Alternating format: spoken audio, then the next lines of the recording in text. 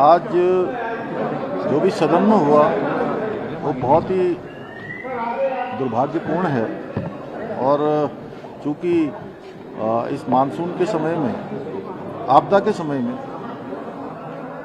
ये विचार हुआ कि सदन भराड़ीसैंण गैरसैंण में चले, जो हमारी एक संभावनाओं का केंद्र है, भावनाओं का केंद्र है, और सभी लोग बहुत मुश्किल से, तमाम जगह पर सड़कें भी टूटी हुई थी, उसके बावजूद भी यहाँ पहुँचे हैं। पूरा सदन यहाँ पर आहूत किया गया है। सदन में बहस होनी चाहिए थी, जो जनता के मुद्दे हैं उन पर बात होनी चाहिए थी, लेकिन विपक्ष ने जिस प्रकार से कानून व्यवस्था की धज्जियां उड़ाते हुए वो कानून व्यवस्था पर चर्चा करने की बात कर रहे थे और उन्होंने कानून व्यवस्था खुद ही अंदर तोड़ दी। आज पूरा प्रदेश देख रहा है कि किस प्रकार का कृत्य यहाँ पर पहली बार इस सदन के अंदर हुआ है।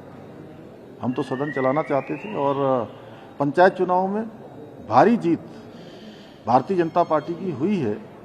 लोगों ने पंचायत चुनाव हो, लोकसभा का चुनाव हो, उत्तराखंड की देवतुल्य जनता ने विधानसभा का चुनाव हो, नगर निकाय के चुनाव हो, या अभी हुए त्रिस्तरीय पंचायत के चुनाव जो संपन्न हुए हैं, उसमें जिस प्रकार से भारतीय जनता पार्टी को चाहे निकाय हो, चाहे वो हमारे ग्रामीण क्षेत्रों, सभी क्षेत्रों की विकास की जिम्मेदारी सौंपी है, उससे उनका हताश होना, निराश होना स्वाभाविक है। और उनकी हताशा और निराशा इतने महत्वपूर्ण सत्र में जिस प्रकार से दिखाई दी, वो जनता देख रही है। और पूरे प्रदेश के अंदर निष्पक्ष चुनाव हुए हैं। कानून व्यवस्था की स्थिति जहां पर एक आध जगह पर आई है, उसके लिए हम कार्रवाई कर रहे हैं, प्रशासन कार्रवाई कर रहा है, सरकार कार्रवाई के लिए उस पर कहा है, और पूरे राज्य के अंदर निष्पक्ष चुनाव हुए। उसका परिणाम है देहरादून में जहां जीत गए वहां कोई गड़बड़ी नहीं हुई। बाजपुर में जो यशपाल आर्या जी का विधानसभा क्षेत्र है, वहां ब्लॉक प्रमुख का चुनाव जीत गए, वहां कोई गड़बड़ी नहीं हुई है। और जैसे पूरे देश के अंदर इनकी पार्टी की परिपाटी बन गई है कि जहां ये हारते हैं वहां अपने फेस सेविंग के लिए कभी ईवीएम का सहारा लेते हैं, कभी चुनाव आयोग पर ठिकरा फोड़ते हैं, कभी प्रशासन पर फोड़ते हैं, कभी सरकार पर फोड़ते हैं, कभी वोट चोरी की बात करते हैं। भली भांति लोग जानते हैं कि इनके कालखंडों में किस प्रकार से वोटों की चोरी हुई है। और जिस नैनीताल की बात हो रही है, उसी नैनीताल में हमारी पार्टी का प्रत्याशी अध्यक्ष पद की दीपा धर्मवाल निर्वाचित हुई है और वहीं उपाध्यक्ष पर कांग्रेस निर्वाचित हुई है। अगर ये निष्पक्ष चुनाव नहीं हो रहा होता तो दोनों ही पद जो है भारतीय जनता पार्टी के होने चाहिए। वीडियो रिकॉर्डिंग हुई है। निर्वाचन आयोग के जो भी निर्देश हैं या जो भी उसकी गाइडलाइन है, उस गाइडलाइन के अनुरूप सारे काम हुए हैं। तो यहाँ पर सदन में चर्चा होनी चाहिए थी। हम चर्चा के लिए तैयार हैं, हमने पूरी तैयारी के साथ हम आए थे। पक्ष हो विपक्ष हो, हमको राज्य के लिए काम करना है, राज्य को आगे बढ़ाने के लिए काम करना है। हमारा राज्य देश का श्रेष्ठ राज्य बने, उसके लिए काम करना है। लेकिन आज विपक्ष ने जिस प्रकार से यहाँ पर मेजें तोड़ी हैं, विधानसभा अध्यक्ष के सामने जिस प्रकार से कागज के पुतले बना के फेंके हैं, वो बहुत ही दुर्भाग्यपूर्ण है। सर, आगे कुछ होगी, कार्रवाई होगी? क्योंकि पहले भी ऐसा कर चुके हैं यहाँ पे, इस तरह से ऐसा कर देखिए, हम अपनी जो जनता की हित के निर्णय, जो विधेयक है, जो हमारा अनुपूरक बजट है, जिससे हमारे राज्य का विकास होना है, हम लोकतंत्र सेनानी जिन्होंने आपातकाल के समय में जिन्होंने जेल काटी थी, अनेक यातनाएं सही थी, उनके लिए विधेयक लाने वाले हैं।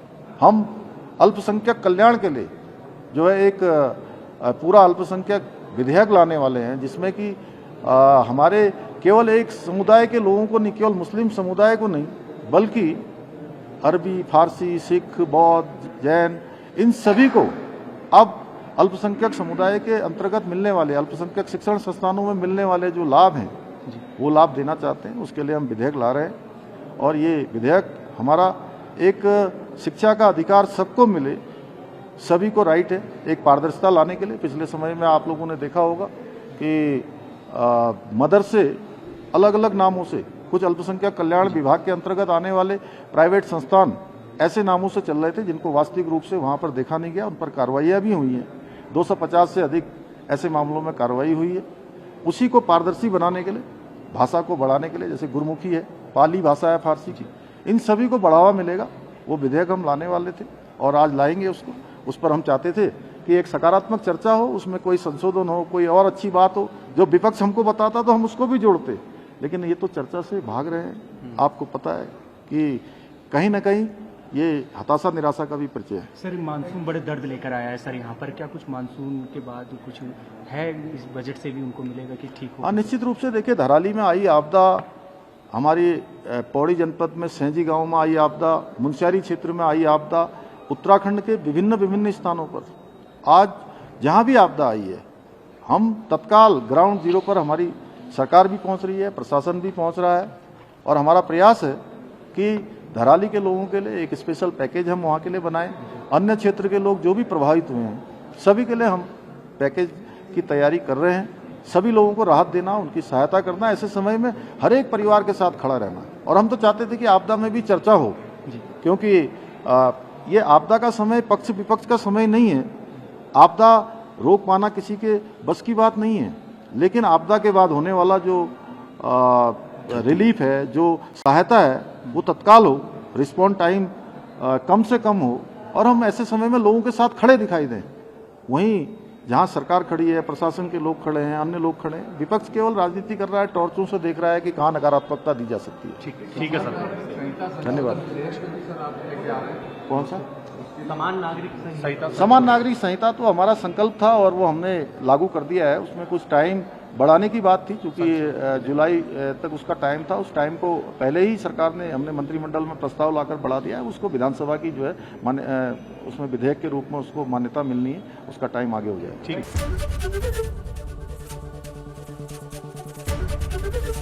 है। एबीपी गंगा, खबर आपकी, जुबान आपकी।